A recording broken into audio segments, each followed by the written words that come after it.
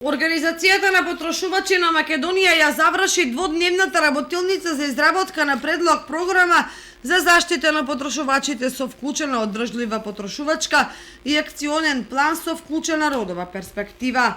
Во рамки на вториот ден од работилницата од страна на Татјана Тасевска беа сумирани резултатите од првиот ден од работилницата, а потоа се изврши презентација на модел програма за заштита на потрошувачите на локално ниво.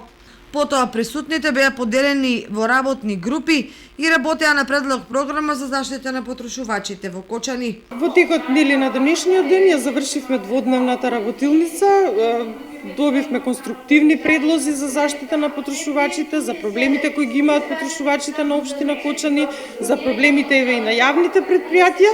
Креиравме предлог програма за заштита на потрошувачи која што ќе биде доставена до Советот на потрошувачи на општина Кочани и истата нормално со мали модификации и буџетски импликации ќе треба да се усвои со цел да се примени, да се спроведува програмата и да придонесе за подобра заштита на потрошувачите на граѓаните на општина Кочани.